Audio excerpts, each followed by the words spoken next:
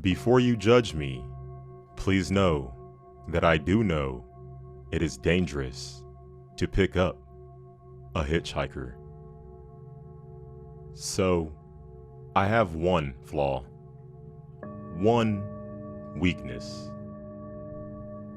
I like to help people.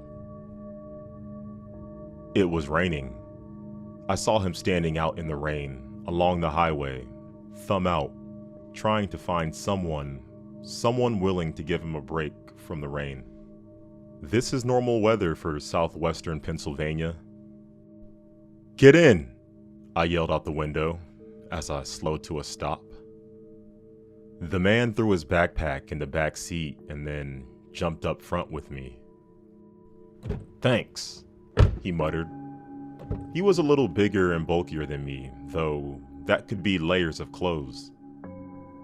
A graying beard in a bad need of a trim. Dark eyes and scraggly black hair. He smelled like a wet dog and stale cigarettes. My mother would not be happy if I told her about this, I thought. But gotta be true to who I am, right? "Where you headed?" The standard question. "Doesn't matter." No eye contact. Barely a thank you. Maybe this was a mistake. No, this is what we are here for. I asked not to be judged, and here I was, judging him right from the start. "You got a name?" I asked.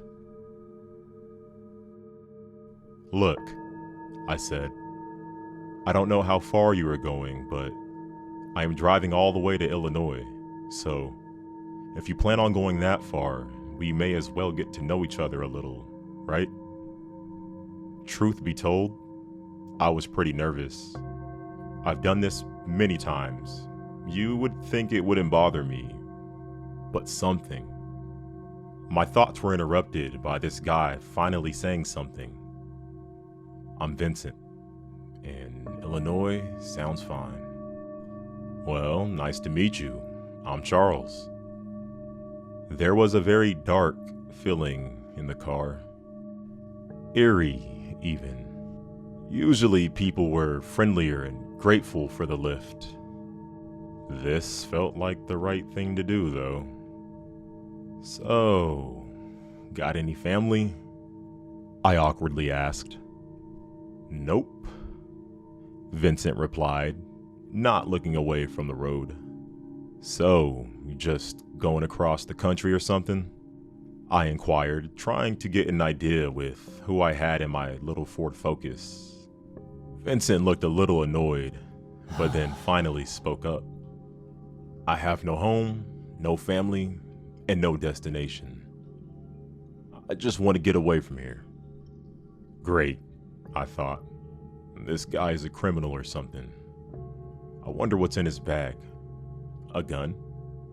A human head?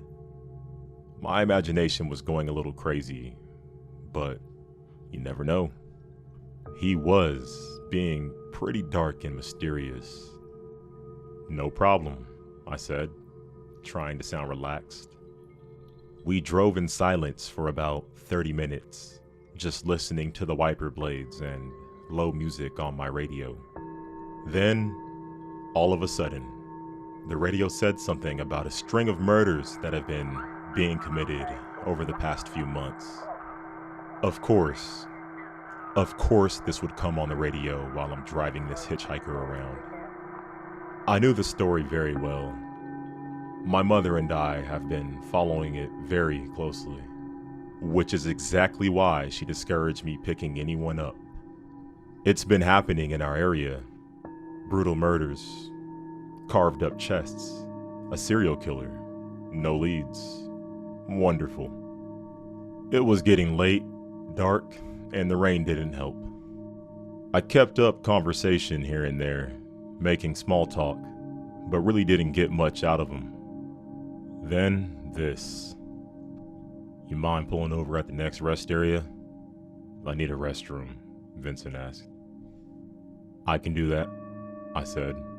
Meanwhile, my whole insides were shaking. Maybe I can ditch him here, I thought. Maybe I could take a peek in his bag while he was in the restroom. This was feeling more and more dangerous, but has to be done. Maybe I'll end up making this world a better place. Everyone dreams of being a hero, right?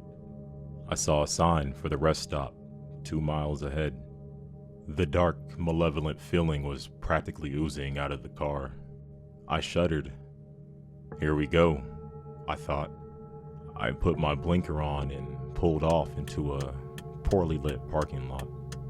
Most rest stops were full of cars and big service plazas with lots of witnesses. This wasn't like that at all. There was no restaurant. There wasn't even a gas station. There was a restroom and vending machines. This is absolutely perfect, I thought. Be right back. Vincent jumped out of the car and went into what was probably a very disgusting restroom. Now's my chance, I thought. He had left his bag. Should I actually open it? The urge was overwhelming. I had to. I quickly reached back and grabbed it the second Vincent was out of sight and pulled it into my lap. I unzipped the bag. My heart was racing. Some clothes, some snack food, dirty magazine, and that was about it. Okay, no big deal. I threw it back in the back seat. I knew I had nothing to worry about. Even though we were the only ones here, I wasn't worried. I'm a big boy. I headed to the restroom. After all, I have to obey my body and get some relief too. Just as I approached the restroom, I could hear him using the paper towel dispenser and decided to wait around the corner as he came out.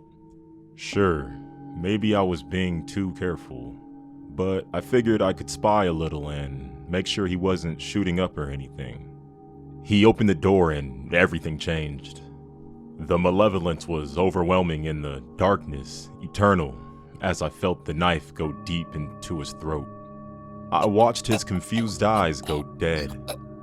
It felt so good to help him.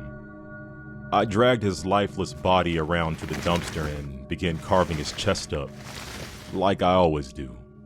I have to. I put myself at risk of being caught once again, but what choice do I have? This happens every time.